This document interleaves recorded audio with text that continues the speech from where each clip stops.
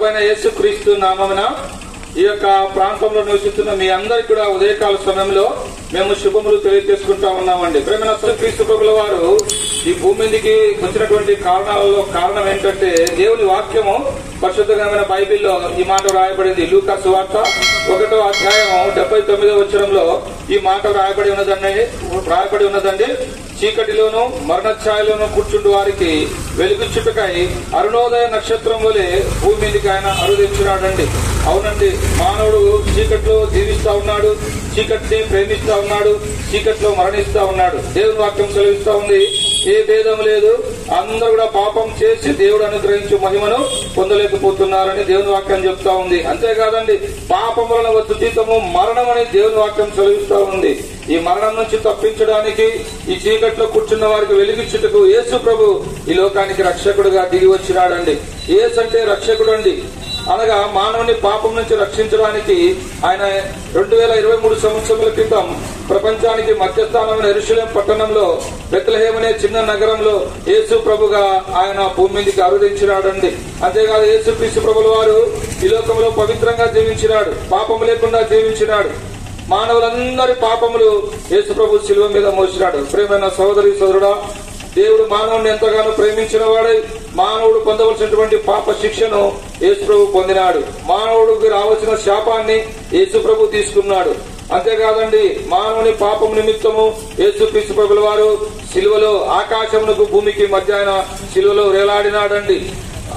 ఆ విధంగా యేసు ప్రభుల వారు మానవుల అందరి పాపముల కొరకు ఆయన శిలువలో మరణించినాడు, సమాధి చేయబడినాడు, 3వ దినాన తిరిగి లేచినాడు. ఈ యొక్క ఉదయకాల సమయంలో ఈ మాటలు వింటున్నటువంటి సహోదరి సోదరుడా, ఈ ప్రాంతంలో నివసిస్తున్న నువ్వెవ్వరైనా సరే, నువ్వు ఎలాంటి వాడవైనా సరే, యేసు ప్రభు నిన్ను ప్రేమిస్తా ఉన్నాడు. ప్రియ సహోదరి సోదరుడా, ఎంతకాలం పాపంలో జీవిస్తావు, ఎంతకాలం చీకట్లో జీవిస్తావు, ఎంతకాలం మరణానికి పాత్రుడవుతావు, యేసు ప్రభుకి ఇష్టం లేదు. కనుక కొద్ది దినాల్లో నూతన సంవత్సరంలో ప్రవేశించబోతా ఉన్నాం. కనుక నీ జీవితాన్ని మార్చాలని, నీ జీవితంలో వెలిగియాలని, నిన్ను జీవంలోకి దాటించాలని ఈ యొక్క వర్తమానాన్ని, ఈ యొక్క మాటలను యేసు ప్రభు మీ మధ్యకు తీసుకుని వచ్చినాడు.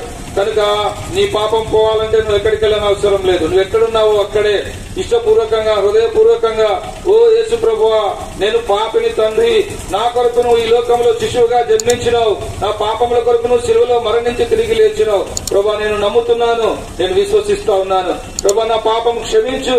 ఒక చిన్న ప్రార్థన చేసుకుంటే చాలండి, యేసు రక్తం ప్రతి పాపం నుంచి నిన్ను కడిగి పవిత్రులుగా చేస్తుంది. నువ్వెంత ఘోర పాపివైనా సరే, ఎన్ని దినాల నుంచి పాపములు చేస్తున్న వాడవైనా సరే, ఈ పాపముల సంఖ్య ఎంత పెద్దదైనప్పటికీ యేసు ప్రభు చెంతకు వచ్చినట్లయితే ఆయన రక్తం ద్వారా నీ పాపం అంతా కూడా కడిగి నిన్ను పవిత్రపరుస్తాడు. నీ జీవితంలో వెలుగుని నింపుతాడు.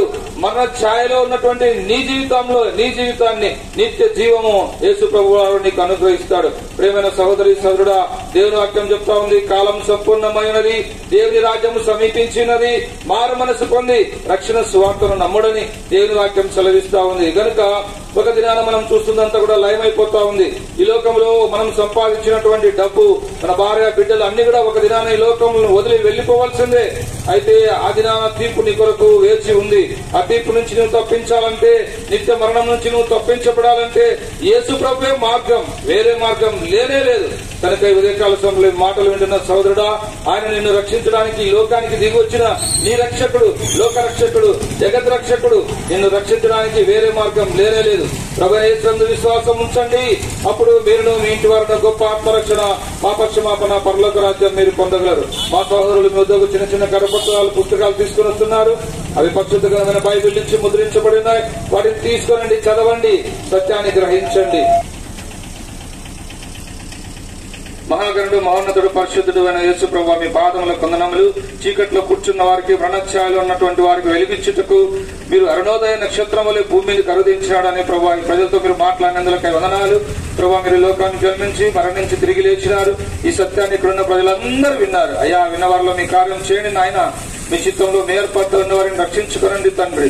ముందుకెళ్తున్నాం, మీ ఆత్మాభిషేకం అనుగ్రహించి మీరే మహిమ పొందమని యేసు ప్రభు నామమున స్తుతించి ప్రార్థించి అడిగి వేడుకుంటున్నాం మా తండ్రి. ఆమేన్.